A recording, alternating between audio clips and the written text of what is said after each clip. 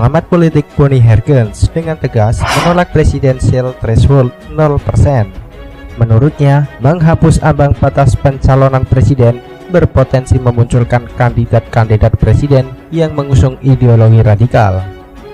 Hal tersebut sangat berbahaya dan berpotensi merusak ideologi negara di masa depan, tegas dia. Bahkan, dirinya juga menduga akan adanya ketidakstabilan di tanah air. Sebab, penghapusan ambang batas presiden membuat pemilih punya banyak pilihan sehingga kebebasan menjadi optimal dalam menentukan pemimpin. Hal itu akan sangat masif dimainkan dan mengganggu sekaligus mengancam. Apakah saya senang istana berantakan, elitnya bunuh-bunuhan? Senang, pasti itu. Saya lakukan itu. Abang kalau sekarang kemudian tidak lakukan itu. Kalau kemudian sekarang menjadi abang akhirnya jadi politisi, bukan intelektual. Baroki ini bang, dia menganut paradigma kekacauan. Bangsa ini hanya selamat, hanya akan tumbuh kalau elitnya gugur dulu. Dengan cara apa? Bunuh elitnya. Elit yang mana? Tahun berapa? Jadi abang bukan intelektual lagi, sudah jadi politisi. Udah Sekarang ya. Kalau kita dalami terus diskusi ini, justru mempertajam konflik dan menciptakan konflik akhirnya. Iya oke, karena itu kayak atas dasar kalkulasi apapun, karpet istana supaya ada karpet baru, karpet lama mesti digulung. Emang pernah nginjak karpet istana? Kalau nggak tahu pasti nggak kenal juga kadang-kadang bentuk karpetnya. Oke, yang saya Tahu lah warnanya apa? betul. Warnanya merahnya beda nggak? Ada gambar yang lain?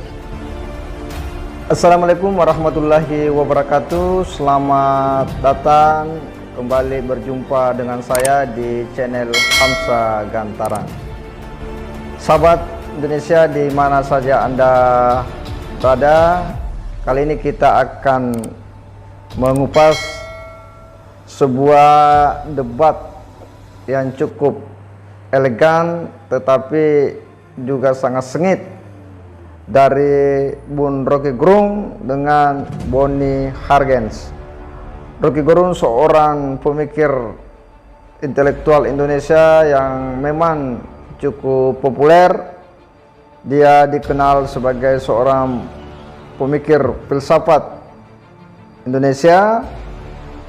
Dia seorang pengamat sosial dan pengamat politik yang dalam berbagai debat-debat beliau memang cukup memukau. Bahkan dia sering dipanggil sebagai seorang profesor. Dalam perjalanannya, Rocky Gerung ini memang mengambil peran oposisi dari pemerintahan Jokowi. Dalam berbagai aksi-aksinya, tidak ada satupun, hampir semua dan rata-rata kebijakan-kebijakan Presiden Jokowi, program-program Jokowi, kegiatan-kegiatan istana itu dikritisi habis. Tidak ada aktivitas istana yang kemudian luput dari pantauan yang kemudian dikritisi oleh Rocky Gerung. Saat ini terkait isu hangat presidensial threshold 20% yang beberapa bulan terakhir ini begitu menyita perhatian publik, khususnya para petinggi kebiasaan di pusat, para politisi, para pengamat dan praktisi, itu mengundang perdebatan sengit. Bagi Rocky Gerung bahwa adanya pembatasan 20% presidensial threshold ini itu telah mengebiri hak-hak rakyat yang seharusnya setiap warga negara memiliki hak yang sama untuk kemudian berpartisipasi dalam demokrasi di Indonesia.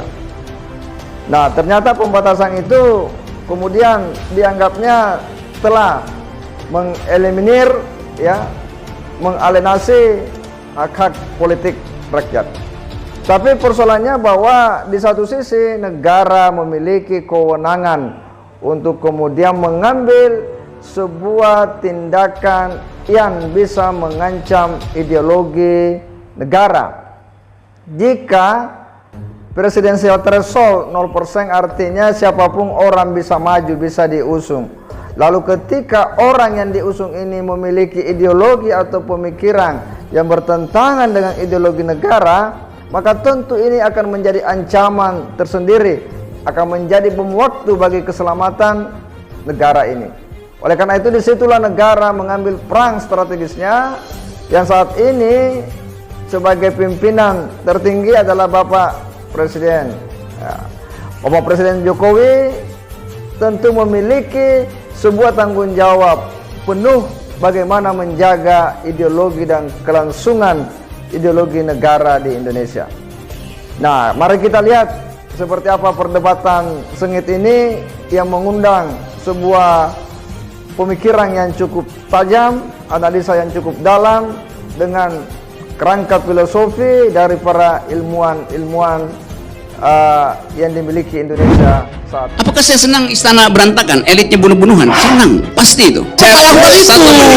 Abang kalau sekarang tidak lakukan itu. Saya kemudian sekarang jadi abang jadi politisi, bukan intelektual. Pak Rocky ini bang, dia menganut paradigma kekacauan. Bangsa ini hanya selamat, hanya akan tumbuh kalau elitnya gugur dulu tuh. Dengan cara apa? Bunuh elitnya. Elit yang mana? Tahun berapa? Jadi abang bukan intelektual lagi, sudah jadi politisi. Udah. Sekarang ya. Kalau kita dalami terus diskusi ini, justru mempertajam konflik dan menciptakan konflik akhirnya. Iya oke, karena itu kayak atas dasar kalkulasi apapun, karpet istana supaya ada karpet baru, karpet lama mesti digulung. Emang pernah nginjak karpet istana? Kalau nggak tahu pasti nggak kenal juga kadang-kadang bentuk karpetnya. Oke, yang saya Tahu nggak warnanya apa? betul. Warnanya merahnya beda nggak? Ada gambar yang lain nggak di sana? Coba kita bayangkan 2024 nggak bakal terjadi karena akan berdarah-darah dari sekarang. Konflik itu udah sangat besar tadi. Framing itu, framing. Ya. Framing. Bang Rocky tadi ngomong pasti gitu arahnya. Saya lagi bikin framing supaya itu terjadi nanti karena saya nggak yakin dia 2024. Saya tuh pengen Tambahin itu komentar itu soal analogi tadi, biar nanti diskusinya makin lebih mendalam. Proses politik ini, kalau di tangan orang-orang yang benar dan dijalankan sesuai dengan prosedur demokrasi yang betul, tidak akan ada itu darah di atas karpet. Kalaupun dia merah, itu Yang merah. Anda sebut prosedur demokrasi benar 20%? Sebagai seorang akademisi, tentu saya mempersoalkan 20% dulu dari awal. Sudah, saya udah jawabannya. Tapi harus ada argumentasinya. 20% itu saya persoalkan, dan itu satu esensi di dalam disertasi doktoral saya. Saya persoalkan dari dimensi partisipasi publik di dalam berdemokrasi kan. Karena apa? Partisipasi dikebiri ketika ada threshold yang membatasi. Anda udah setuju. Saya cuma Nah, mau tetapi ada konfirmasi, Anda konteks, setuju ada nggak? konteks 20% itu dihilangkan. ada konteks partikular yang ini harus kita pertimbangkan dan sifatnya situasional, bahwa Indonesia hari ini menghadapi ancaman yang jauh lebih serius dari sekedar berdemokrasi secara berkualitas atau tidak. Ancaman yang serius itu adalah masuknya ideologi transnasional yang ingin menghancurkan Pancasila. Oleh karena itu perlu Sebagai- 20%? Oleh karena itu dalam situasi tertentu Perlu 20%? sebentar, dalam situasi tertentu negara perlu memanfaatkan yang namanya coercive power. Secara hukum, secara teoretis itu dibolehkan negara memakai yang namanya kewenangan koersif. Apa maksudnya? Kewenangan koersif adalah ada semua upaya pemaksaan. Dalam konteks apa? Baik pembatasan jumlah partai, pengaturan pertempuran, kontestasi di dalam pemilu, itu juga perlu diatur. Maka saya berpikir bahwa 20% bagi Indonesia hari ini adalah sebuah upaya menyelamatkan ideologi negara karena situasi ancaman kepungan kekuatan-kekuatan transnasional. Alasan Mahkamah Konstitusi menolak judicial review disebutkan nggak di situ bahwa karena mereka baca buku disertasinya Anda, maka dia hambat orang mengajukan judicial threshold. Persoalannya begini Pak Rocky, seorang ilmuwan melihat realitas politik Iya, karena itu. berbeda dengan para pelaku politik. Justru itu. Dengan negarawan, dengan politisi itu akan sangat berbeda karena mengatur sebuah negara tidak berhenti Ya, di dan teori. itu hal yang Mengatur sebuah negara seringkali harus melampaui teori. Ya, elemen Nah, Pak Trimet tahu itu. Bagaimana membela kepentingan umum ternyata harus keluar dari pakem teoretis, konseptual. Ya. Ya, karena untuk itu, menyelamatkan gini, hal yang lebih besar. Ya, ini Nah, kan- di situ akhirnya saya harus menurunkan ekspektasi intelektual saya. Ya, Saya kira waktu kita jadi udah habis.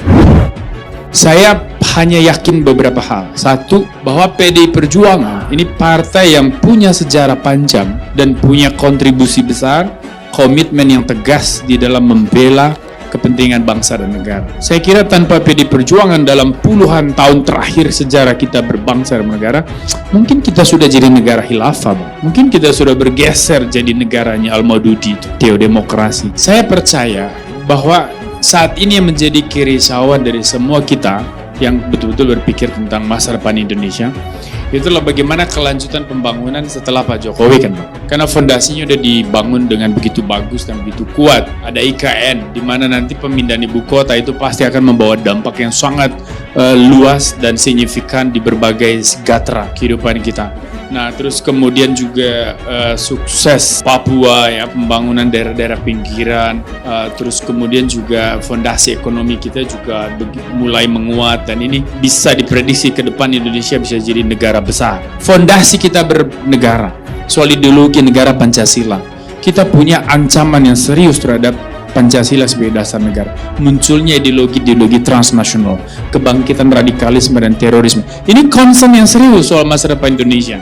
Nah, maka siapa yang cocok menjadi presiden di 2024? Saya percaya partai-partai nasionalis ini pasti memilih yang terbaik untuk agenda-agenda ini. Melanjutkan pembangunan, menjaga Pancasila, NKRI dan sebagainya.